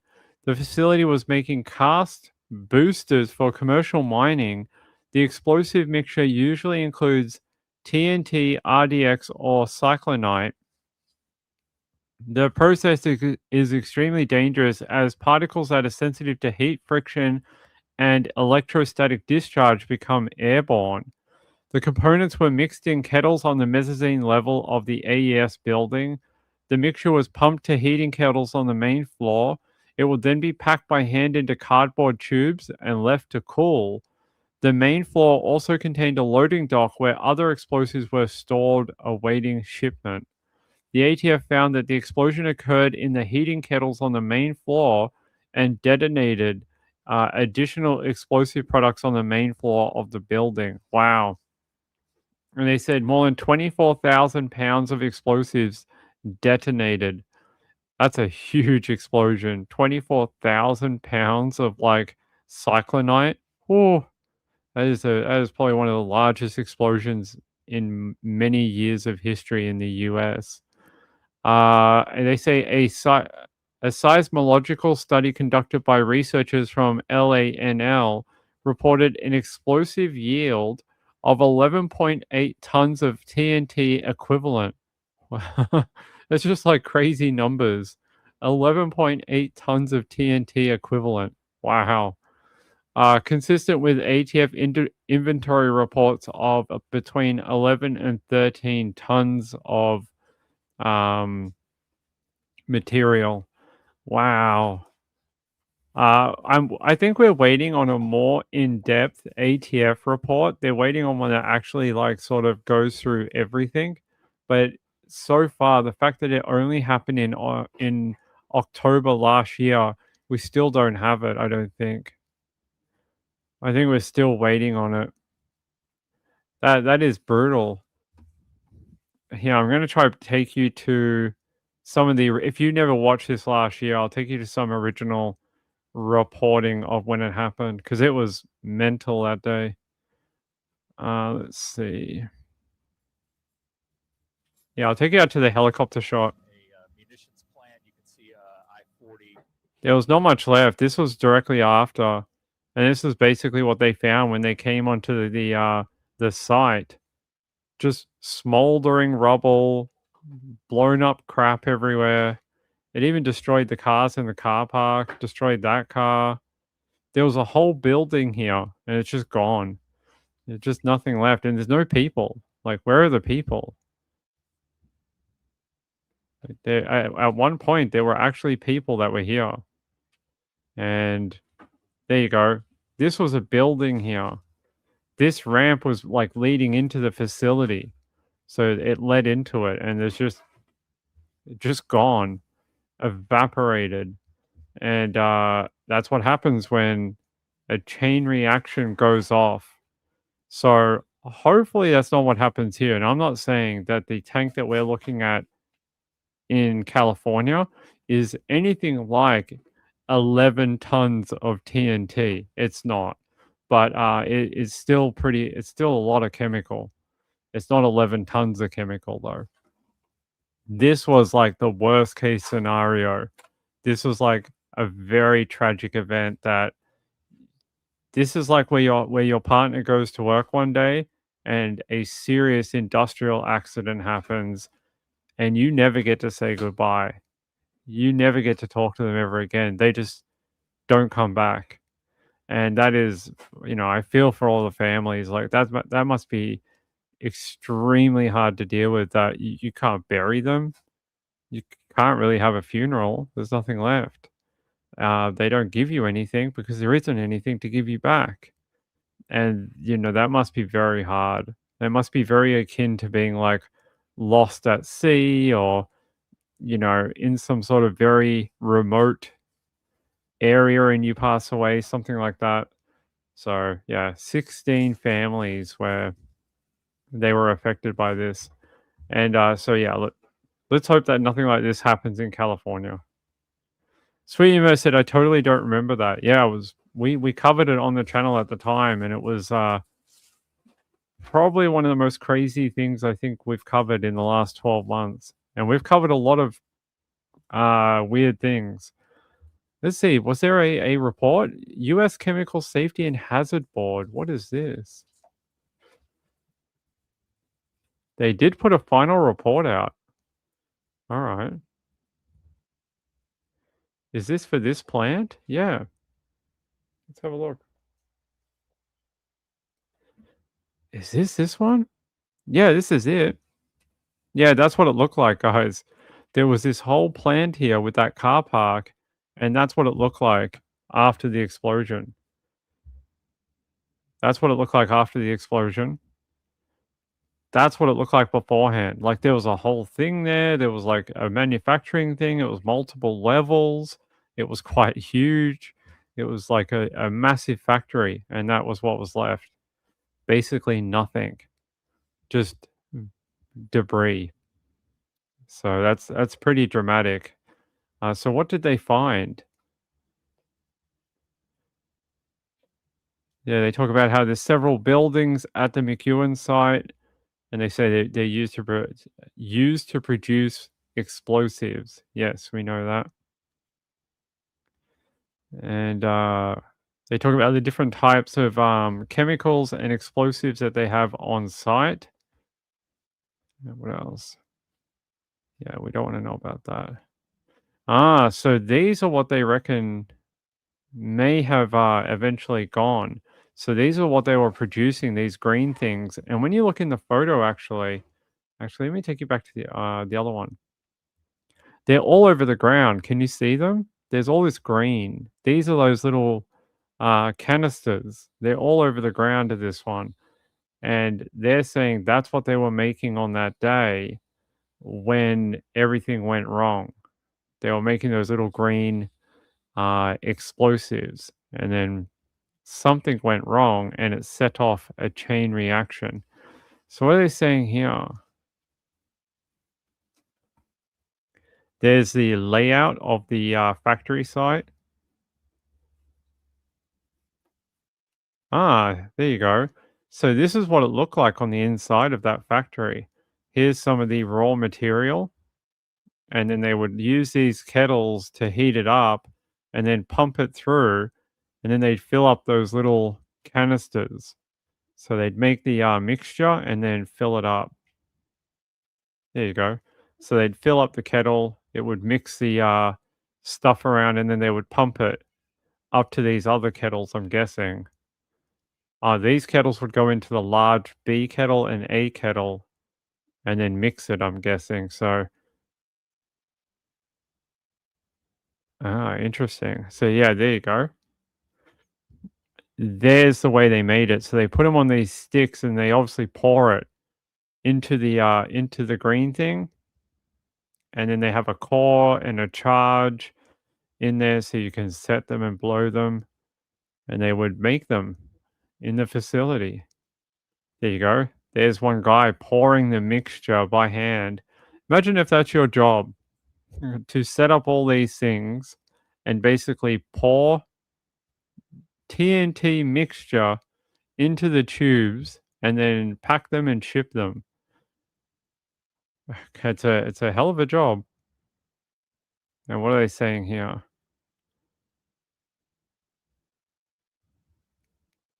They were able to find some debris in the wreckage of like what was left.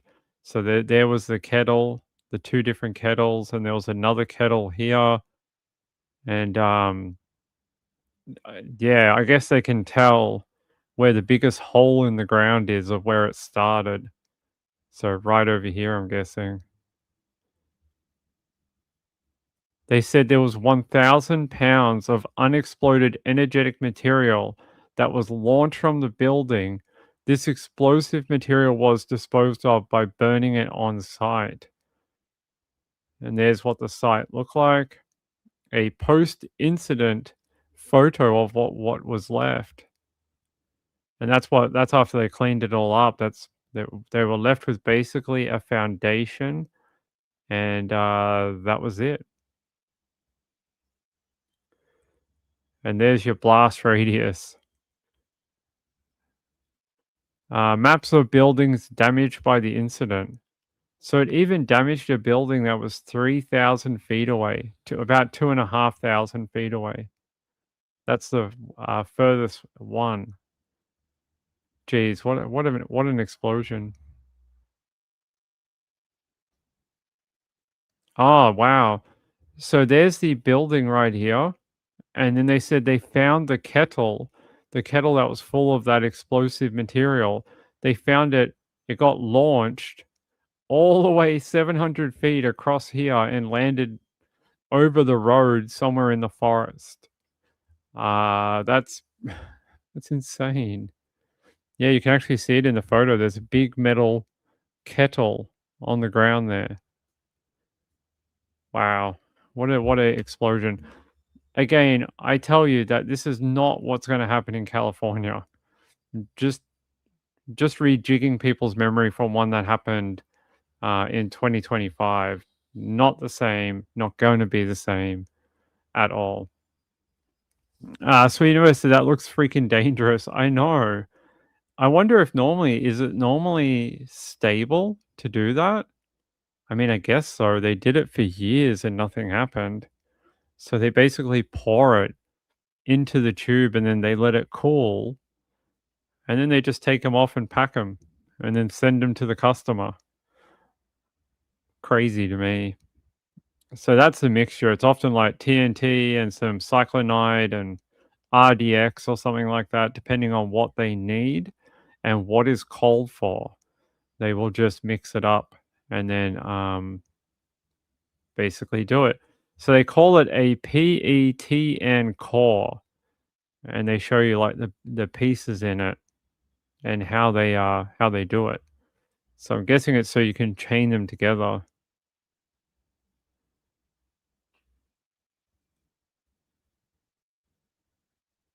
Crazy. And yeah, that's how the operation worked with the different kettles. Kettles 1 to 4 and 5 and 6. So I'm guessing they would like drain it, and then eventually they'd open up these taps to put it into the final kettle, and then they mix it together. So they add it probably in different stages. So they probably add like the first ingredient, and then they probably add the second, and they mix it together, and they probably add like if they need a third and a fourth, and then they pump it through, and then they basically go off and make those little green things. So yeah, cart booster is what it's called, a cart booster. Brutal. I did not know that they had brought out a more extensive report on it. So there you go. Sweeney said, "Me, I'm not doing this job." I don't know. It's pretty mental. It's pretty hardcore. But look, that's not what's going to happen in California. So please don't take this and be like, Ping said, we're going to blow this place to smithereens. No, that's probably not what's going to happen, but it's still a very serious incident.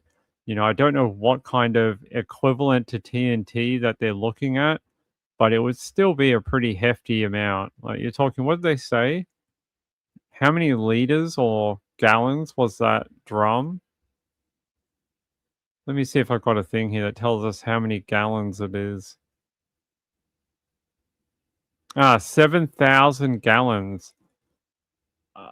I don't know how that like what the explosive equivalent of 7,000 gallons of this MMA is compared to cyclonite, but I'm guessing it's probably not the same and not even close. But it'll probably still cause a lot of damage. Sweden said this place is going sky high. Let's hope not, but you never know who's watching, my friend. So yeah, look, what's going to happen here? I really don't know, guys. We'll have to wait and see.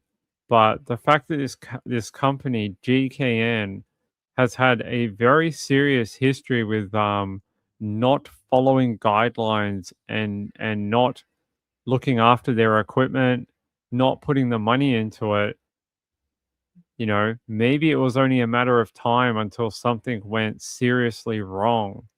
And I reckon that's if this does end up going kaboom, I think we'll find out that there's a long history that we don't know about what this company has been doing incorrectly. The fact that they paid a $1 million fine to the government for air quality issues in Garden Grove because they were just letting off fumes. So we'll see what happens with that in the future. All right. Let's wind down for the night. Let's get out of here. It's almost 4. It's late. I've had a fun night with you guys. Did you guys enjoy the aliens last night? I hope you did. I had fun doing that. It was nice to do something a little bit different for once. We often don't do things like, I don't know, UFOs or UAPs or something like that. It was fun to look at something different.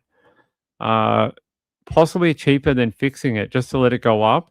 Yeah, just claim it on insurance. Hey, we didn't know. And then everyone else surrounding them who's gonna lose their homes or something. We'll have to wait and see. I hope they figure something out, a way to diffuse the situation.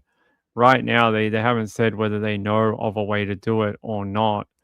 They're just saying that they are talking to different scientists around the country, trying to figure it out. Oh, we have a new map. Here, this just came out.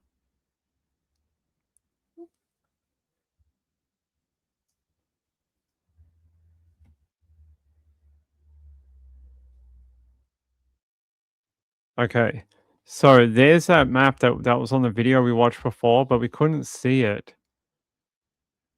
And they're saying that anyone out even to here could be affected by the vapor of it. That's what this big yellow line is. That's the vapor.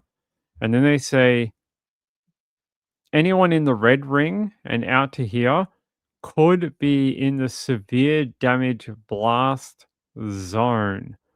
And then a little further out, moderate damage and then light damage. So where are we going to? Just past that street. Okay. So they're saying down to Lamson. If you're like anywhere down here, it could you might be in like the severe damage. Anywhere down to Lamson. So it might like wipe out this company, might even wipe out some of these homes down here. So yeah, it's a pretty big area. They're looking at a pretty big space of like the blast zone. There you go. I wish they would actually print this for us so we got a better copy. But that is the current map. That is where you're looking if they're... So I don't think it's going to be that massive, but it'll take out like the local area for sure. There's your blast zone that they're trying to tell everyone about. We need the aliens to save us. Maybe the aliens can solve it, Sean. Yeah, maybe. They're smarter than we are. So there's your blast zone anyway. You know, these things all tend to happen while everyone is sleeping overnight. I hope that's not what's going to happen because then, you know, people could be harmed. But they haven't even sort of told us how long they expect to have these people evacuated from their home. Is it a day? Is it the weekend? Is it the whole Memorial Day weekend? Is it a week? Is it a month? Like, how long do they think that this tank can keep heating for? And how long do they think until it completely fails? And so far, they've not really given us a time frame for that. They've just sort of told us about the map. A month for the people? That'd be terrible. Imagine being kicked out of your home for a month and you're like, I can't get back to my home because of this stupid tank. And I'm basically being sent to go live in a what is it? A Red Cross evacuation center. It's awful for these people. Terrible. And I mean, I'm not sure what else they can do, but yeah, there you go. There's your tank. We'll have to wait and see see if I come back tomorrow and tell you anything is different. If it does go, if we get the live streams and they start popping up from ABC7 and all the different channels, KTLA and all that, and they start going, hey, they're sort of telling us it's about to happen, I will come back and we will watch it live. And I will come and hang out with you guys and we'll see what happens. But right now, they're saying everything's okay. Let's see. Well, not okay, but that nothing's going on right now. Let's see. Hey, I want to thank my friend. I don't know if you want to be named or not, but thank you for the donation, my friend. I appreciate it. It's very generous. She is a very generous lady. Helps the channel a lot, and it means a lot. I hope you enjoy your trip, my friend. You're gonna have to tell us more about it, your move. You're gonna have to tell us more about your move. Gail said, "Can I use foam spray from the airport?" I think they would have done that already if that was a option to them. I think they would have covered it in that, but so far they're just using water to try and decrease the heat, and it's not working very well. Hey, I love you guys so much. It's been a fun Saturday night to sort of talk about these topics, including the one we had at the beginning of the show, that Bearcat thing. That was one of the craziest body cams I think we've watched in a while. The fact that this guy was, they even had him on the infrared climbing out of a window to go hide under that tree and then fire at these officers as they were in that Bearcat. And unfortunately, as we saw at the end of the video, the poor guy lost his life. For what reason? I don't think any of us are ever going to know. For some reason, he felt like this was the only option he had left, was to fight the authorities that had come to his home to evict him. And since he's not here to tell us what was going through his mind at the time, we just may never know. And that's unfortunate in its own ways. But we have to remember that he shot and killed a deputy that was just trying to do their job. And that is a tragedy. That is a tragedy that this guy went to work on a routine call, was basically told, yeah, you'll be all right. You're just going to hand this guy a bit of paperwork and go home. And unfortunately, there's this photo. He never went home to his family. So that's, a tragedy. It really is. He should have been able to go home. And the fact he didn't is, it should never have happened. Should never have happened. So, hey, have a great rest of your Memorial Day long weekend. Is tomorrow a public holiday for you guys or no? Like, is Monday a day off or only Sunday? Wait, no. Tomorrow's Sunday, but do you guys get Monday off too for the Memorial Day? Or is it only the weekend? You guys are going to have to let Ping know because he doesn't know. So I don't know whether it is. You guys get the Monday as well? Well, then I expect you all here on Monday night. No, I'm just kidding. But have a great. I hope you're heading out to some of the festivals and some of the events that are out there to honor the military. I hope that's what maybe you can use a little bit of your time over the weekend to go and do, and show your respects for the people who fight for us, the people who can't do what they do. And I hope you're out there having a look at the parades and, remembering the fallen, the ones who never came home. Like this guy. He's not a military guy, but, he never came home from work either. And that's the same. So, Gail said, did you see the temperature in England? I did not. London.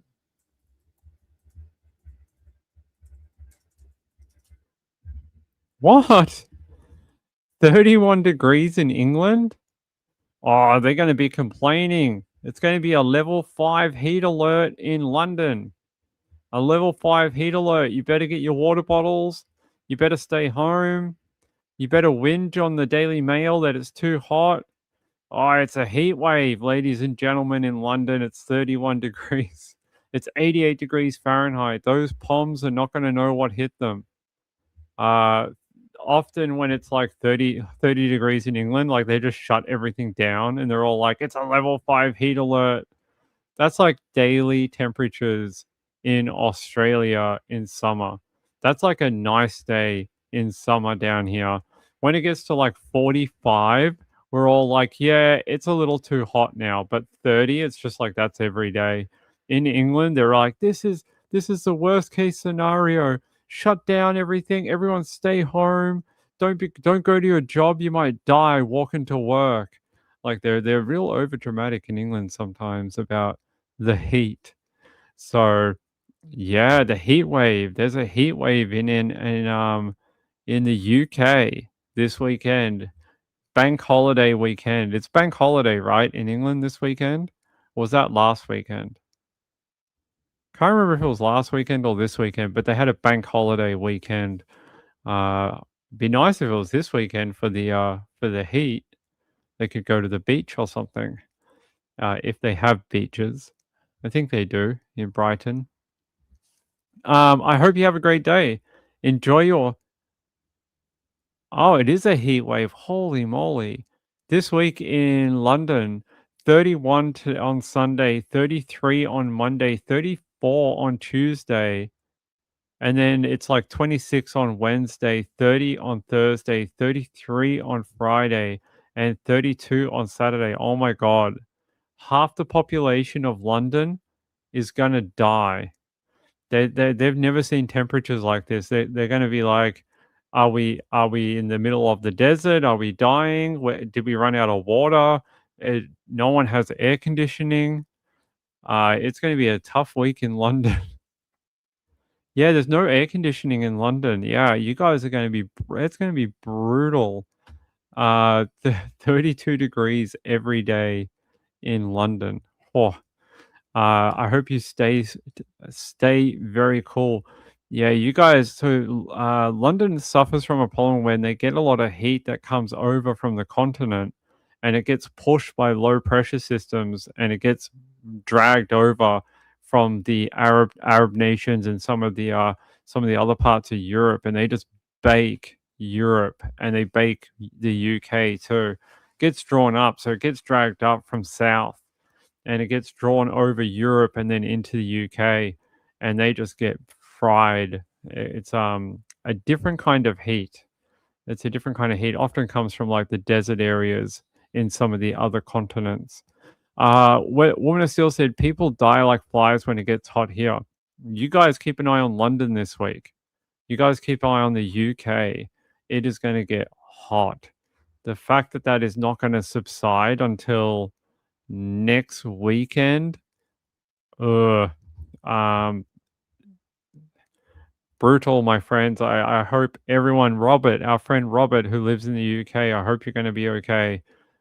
Keep cool, everyone. Get a fan, get a lot of ice cubes, be nice and cool, and be very careful in the heat. As much as I make fun of it, you guys do have to be a bit careful in the hot weather. It's 7 degrees where I am. How did you get all the cold weather? How did you get all the cold there? All right. Hey, we'll check in on it. We'll check in on London tomorrow and see how they're going. Ugh. Gail said, my dad put the bloody heating to 25 today. You know what you have to do? With older people, you have to take away the thermostat control from them and just be like, it doesn't exist. We don't have a thermostat and it's not adjustable. It's just a one temperature all the time because they will turn it up and down every 10 minutes. Woman of Steel said, take care, everyone. Yes, have a good night out there. Have a good night. I love you all. Bye. Bye. Bye. All right. See ya. Bye.